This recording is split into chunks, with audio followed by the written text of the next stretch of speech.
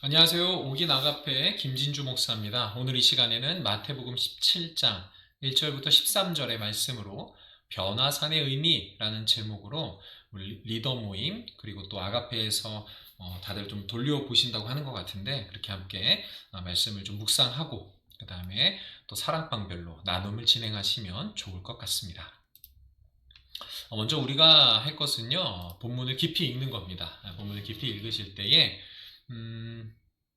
마태복음 17장 1절부터 13절까지의 본문을 읽으시고 지난번에 말씀드린 대로 제가 진행이 너무 빠르면 잠깐 끊었다가 또 보셔도 좋을 것 같습니다. 그래서 마태복음 17장 1절부터 13절까지의 말씀을 한 번 읽기보다는 이해가 좀 되실 때까지 또 읽고 또 읽어보셨으면 좋겠습니다. 네, 한번 읽어보셨죠? 네, 읽어보셨으면 먼저 등장인물이 누구인지 한번 체크해 보시면 좋을 것 같아요. 예수님과 그의 세 명의 제자가 등장하고요. 그 다음에 또 변화산 사건에서는 구약의 유명한 두 인물이 등장하죠. 그리고 또 하나님의 음성이 나타납니다. 그래서 그런 등장인물들을 한번 더 꼼꼼하게 살펴보시고 그 다음에 그 등장인물들이 어떤 말을 했는지 다시 한번 더 주의 깊게 읽어보시기 바랍니다. 네, 그렇게 본문을 한번 읽어보셨으면 이제 저랑 같이 조금 깊이 읽어봤으면 좋겠어요. 자, 먼저 깊이 읽을 때에 살펴보기 원하는 것은 시간 표현이 나온다는 겁니다. 1절에는 어떤 표현이 나오냐? 엿새 후에 라는 표현이 나와요. 16장에 일어났던 베드로의 신앙 고백, 그리고 예수님을 막아서는 그의 행동, 그리고 그를 꾸짖는 예수님의 그런 모습, 다음에 오늘 본문이 이어진다라는 것.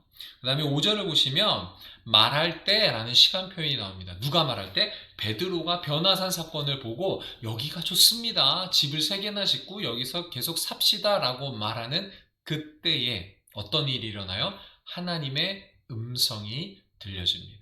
그리고 13절을 보시면 뭐라 그래요? 그제서야. 이 사건이 일어난 그때야 비로소 이런 의미죠. 그래서 이런 시간 표현이 오늘 본문에는 3차례 등장하고 저는 이 시간 표현들이 저자인 마태가 아주 중요하게 사용하고 있다라고 생각합니다. 그래서 첫 번째 1절에 나오는 엿새 후에는 결국에는 이 16장과 17장은 연결되어 있는 하나의 스토리다. 같은 이야기로서 우리가 이해를 해야 된다. 저자가 그거를 의도하고 있고 이 16장과 17장의 메시지의 결론이 어디 있다? 13절. 그제서야 이들이 이 신앙 고백과 이 변화산의 이 하나의 사건을 통해서 결국에는 마태가 이 사건을 이야기하는 결론, 이 사건들을 통해서 제자들이 그제서야 어떻게 되었다 이거를 전달해주고 있는 이 시간 표현이 저는 상당히 중요하다고 생각합니다. 그리고 두 번째는 본문에 예수님이 등장을 하죠. 9절에 앞부분에도 나와요.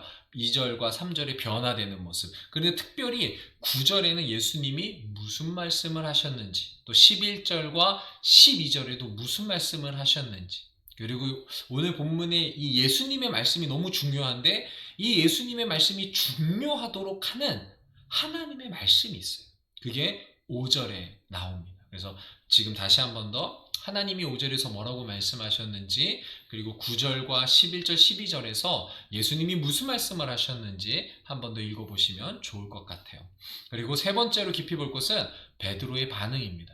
아까 말씀드린 것처럼 베드로가 변화산 사건을 보고 어떻게 반응했는지 그리고 그 변화산 사건 속에서 또 제자들의 반응은 그리고 산을 내려오면서 보인 제자들의 반응, 질문이 있을 겁니다. 한 번 더 보시면 좋을 것 같아요. 이렇게 한 번 더 보시면 본문이 조금 더 입체적이고 구체적으로 또 이미지로 그려지실 겁니다. 한 번 더 이것들을 중심으로 본문을 깊이 읽어보시면 좋겠습니다. 네, 본문을 다 보셨죠? 이제 지금 제가 본문을 한번 해석해 드리고 의미를 살펴볼 텐데 사실 저희가 그 큐티책 뒤에 있는 그 교재, 소그룹 교재를 같이 따라가기로 했는데 아, 제가 그 교재를 보다가 제가 묵상하고 또 이제 본문의 의미를 깨달은 것과 조금 방향성이 달라서 제가 도저히 그 교재에서 말하는 거를 제가 이렇게 따라가기가 좀 어렵더라고요. 그러니까 뭐 틀리다라기보다는 제 묵상과는 좀 이렇게 결이 다른 방향을 가리키고 있어서 그거대로 또 묵상하셔서 좋으신 섬김이는 또 그걸 가르치셔도 좋을 것 같고, 근데 제가 오늘 하려고 하는 방향을 한번 또 묵상해 보시고 한번 보시면 좋을 것 같아요. 자, 우선은 우리가 지금 살펴보기 원하는 본문은 마태복음 16장, 아까 말씀드린 대로 1절에 엿새 후에라는 표현 때문에 16장과 연결되는 걸 알고 있어요. 자, 16장의 내용을 정리해보면 이래요. 예수님은 제자들에게 너희는 나를 누구라 하느냐? 라고 질문해요. 그러자 베드로가 아주 멋진 신앙 고백을 하죠. 뭐예요? 마태복음 16장 16절입니다. 주는 그리스도시요 살아계신 하나님의 아들이시니이다. 이 멋진 고백에 대해 예수님이 그 출처를 말씀해 주세요. 17절에 뭐라고 나와요? 이를 내게 알게 하신 이는 혈육이 아니요 하늘에 계신 내 아버지시니라. 결국엔 베드로가 뭔가 고백을 했어요. 주는 그리스도시요 살아계신 하나님의 아들입니다. 고백은 했지만 자신이 뭐 공부를 하거나 누군가에게 배워서 깨달은 게 아니고 하나님이 알려주신 계시이다라는 거예요. 자, 그런데 하나님으로부터 알게 된 베드로의 신앙 고백은 어떻게 돼요? 얼마 지나지 않아서 어때요? 예수님을 붙잡고 당신 고난 못 받아요. 당신은 죽을 수 없어요. 라고 예수님의 길을 막아서는 행동을 함으로써 그의 신앙 고백은 퇴색되게 됩니다. 베드로는 예수님이 어떤 분인지 조금은 사실 알았어요. 자, 그런데 그 예수님이 무엇을 하셔야 되는지는 몰랐던 거예요. 예수님이 메시아다 하나님이 알려주셔서 알았어요. 근데 그 메시아가 무엇을 해야 되는지는 몰랐던 거예요. 그래서 결국에는 베드로는 예수님에 대해서 온전히 깨달아서 신앙 고백을 했다? 아니다라는 것입니다. 베드로는 예수님이 어떤 분인지 정확히 몰랐다고 해야 돼요. 자, 그래서 예수님과 동고동락했고 예수님이 일으키는 수많은 기적도 보고 체험했고 또 예수님의 가르침도 너무 많이 받았어요. 그래서 예수님이 누구인지 그리고 그분이 무엇을 하기 위해 왔는지 어렴풋이 어떻게 자기의 뜻대로 예수님을 생각하고 해석했다라는 거예요. 자, 그래서 제자들에게 아직 예수님을 잘 모르는, 예수님이 누구인지도 잘 몰라요. 예수님이 어떤 일을 더 하셔야 되는지도 잘 모르는 제자들을 위해서 일어난 사건이 있어요. 사인을 보여주시는 거예요. 부정할 수 없는 명확한 사인. 자, 그 사인이 뭐다? 17장에 나타나는 변화산 사건입니다. 우리도 인간관계 속에서 특히 가족이나 직장에서 힘들다. 나 되게 힘들다. 지쳤어. 당신이 내게 그렇게 하면 난 더 이상 힘들어서 안 돼요. 라고 직접적으로 말할 수도 있겠지만 그냥 어떤 사인들을 보내기도 하죠. 조금 투덜대기도 하고 뭐 할 때마다 조금씩 짜증내기도 하고. 자, 그런데 상대방이 못 알아듣는다. 그럴 땐 어떻게 해야 돼요? 직접 대놓고 말할 수밖에 없어요. 난 당신 이렇게 하면 정말 싫어. 이렇게 하면 안 돼. 나랑 일할 때는 이런 식으로 해줬으면 좋겠어. 라고 우리가 직접적으로 말할 수밖에 없다는 거예요. 변화산 사건이 저는 마치 그것과 같다고 생각해요. 예수님께서 이 땅에 오셔서 제자들에게 많이 보여주셨어요. 무엇을? 내가 메시아고 하나님의 아들이다. 베드로는 심지어 그것을 고백했음에도 불구하고 어떻다는 거예요? 그것을 잘 깨닫지 못했다는 거예요. 그래서 보여주는 확실한 사인이 뭐다? 변화산 사건이다. 그래서 어떤 현상이 일어나요? 그림을 하나 가져왔는데 이런 현상이 일어나는 거예요. 베드로와 야고보와 요한을 데리고 예수님이 올라가셔서 보여주시는 거예요. 자, 일어나는 첫 번째 사건이 뭐예요? 제일 먼저 일어나는 것은 2절에 나타나듯이 변형이 일어나는 거예요. 사람으로서는 일으킬 수 없는 얼굴이 해같이 빛나며 옷이 빛과 같이 희어지는, 경험해 볼 수 없고 자기들이 본 적 없는 그 놀라운 변형이 첫 번째로 일어나요. 그 다음에 두 번째는 뭐예요? 쉽게 얘기해서 슈퍼스타가 등장해요. 모세와 엘리야가 눈앞에 등장하는 거예요. 그래서 그 셋이 이야기하는 장면이 나타나요. 마치 천국의 한 장면을 보는 것과 같았겠죠. 그래서 베드로가 고백하는 거예요. 우리가 여기 있는 것이 좋습니다. 어떻게 보면은 천국을 맛본 자가 할 수 있는 당연한 고백이지 않을까 싶습니다. 자, 그런데 이런 장면들이 일어나고 베드로가 이렇게 여기가 너무 좋습니다 라고 고백하는 그때에 지금 사건은 점점 올라가고 있어요. 예수님이 변형됐어요. 슈퍼스타 2명이 나타났어요. 베드로는 여기가 너무 좋습니다 라고 하는데 핵심은 이 광경이 너무 좋다에 있지 않은 것 같아요. 그 베드로의 고백 다음에 그가 그렇게 말할 때 5절이죠. 말할 때 어떤 현상이 일어납니까? 이는 하나님의 음성이 들리죠. 죄송합니다. 하나님의 음성이 들리죠. 이는 내 사랑하는 아들이요 내 기뻐하는 자니 너희는 그의 말을 들으라 하시는지라. 하나님의 음성이 들리는 거예요. 본문이 예수님이 제자를 데리고 높은 산에 올라가요. 예수님이 변형이 돼요. 슈퍼스타 2이 나타나요. 베드로가 그것을 너무 좋아해요. 그런데 하나님은 어떻게 해요? 그게 끝이 아니다. 그래서 뭐예요? 알아듣지 못하는 제자들을 향해서 직접 말씀하시는 거예요. 지금까지 앞에 16장까지 쭉 예수가 그리스도임을 쫙 보여줬어요. 그런데도 깨닫지 못하자 하나님께서 이 변화산 사건을 통해서 직접 그들에게 음성으로 들려주시는 거예요. 내 사랑하는 아들, 내 기뻐하는 자.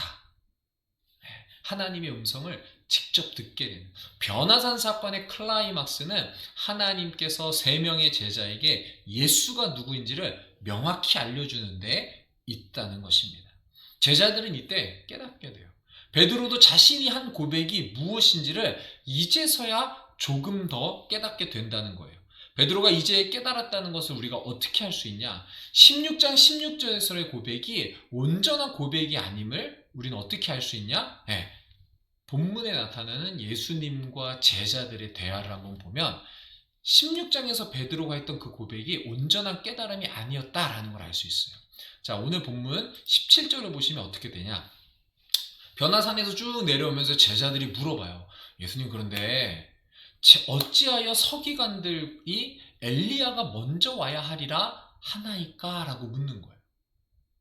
이 질문은 어떤 의미냐면, 그래요, 베드로가 이런 거죠. 나도 당신을 메시아로 고백했는데 우리가 지금까지 듣고 배운 구약 서기관은 메시아가 오기 전에 엘리야가 와야 된다고 했습니다.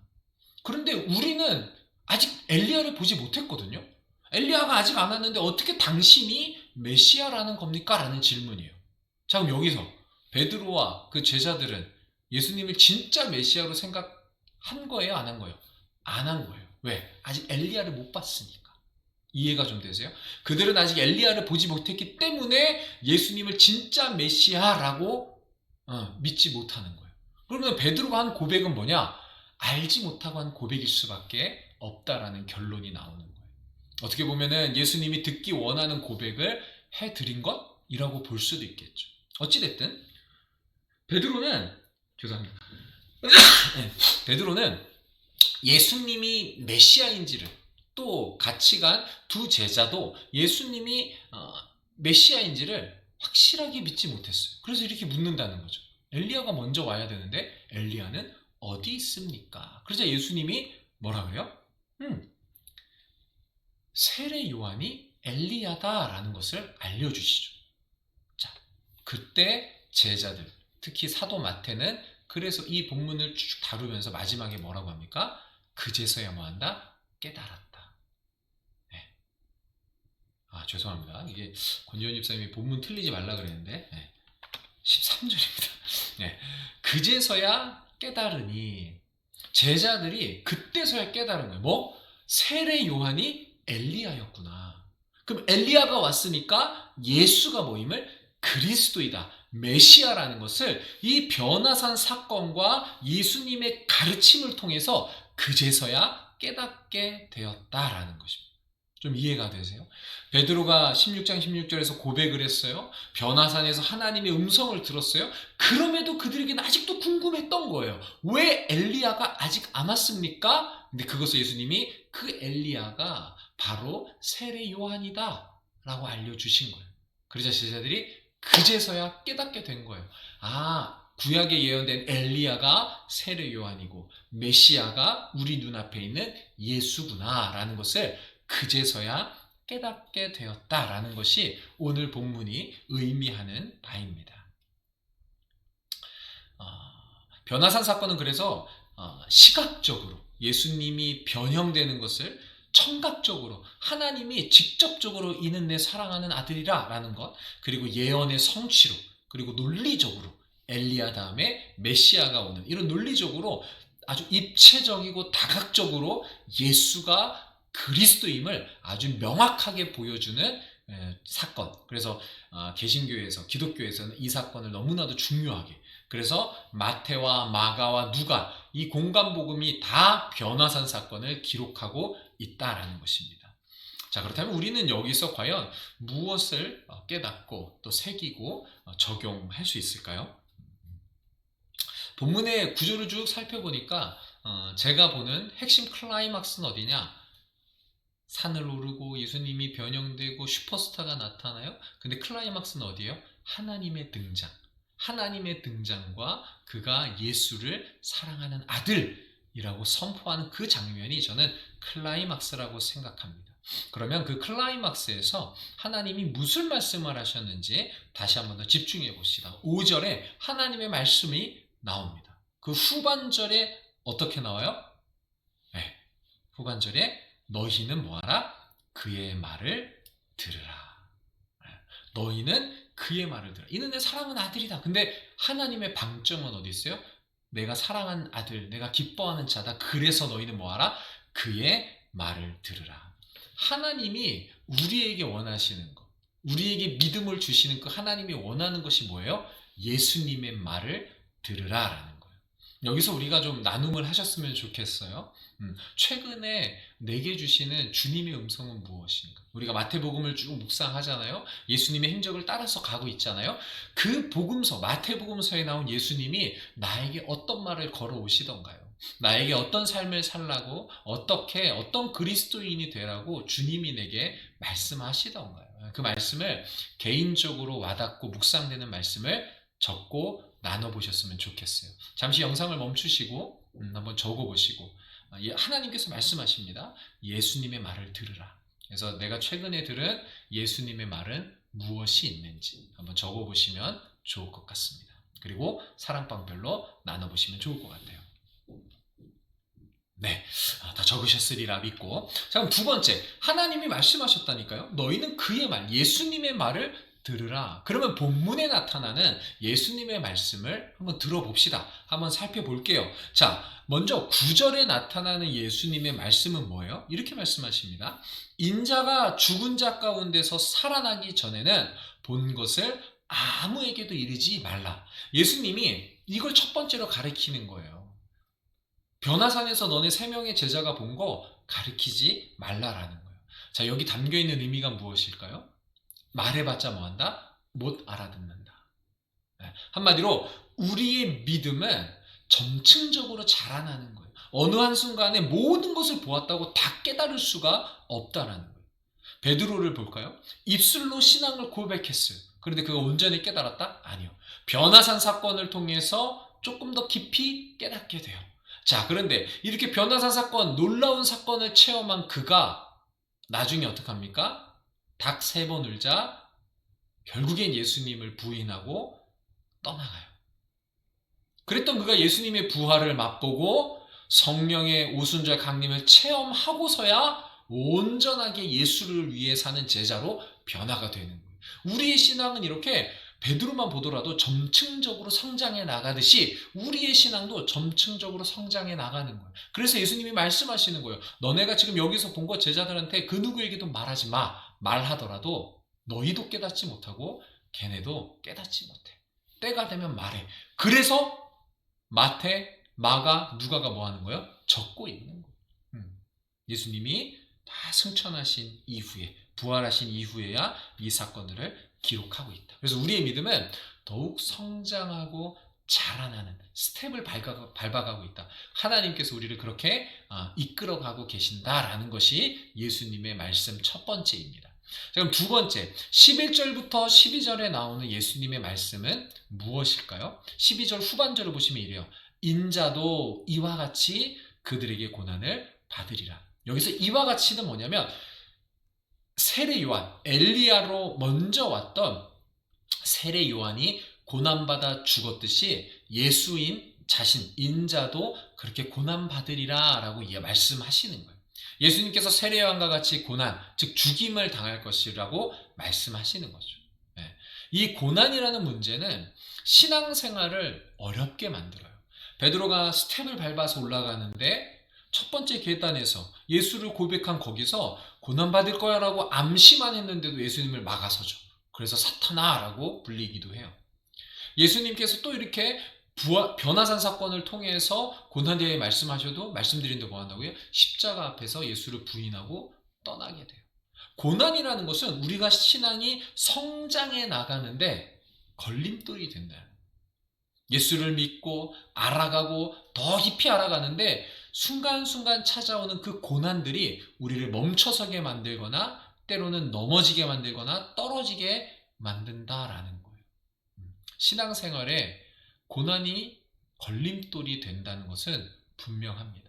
그러나 또 한편 중요한 건 뭐예요? 신앙생활에 고난이 없다? 아니요. 반드시 있을 수밖에 없다라는 것을 우리는 알아야 돼요. 우리가 말씀 한 구절을 볼게요. 로마서 8장 17절입니다.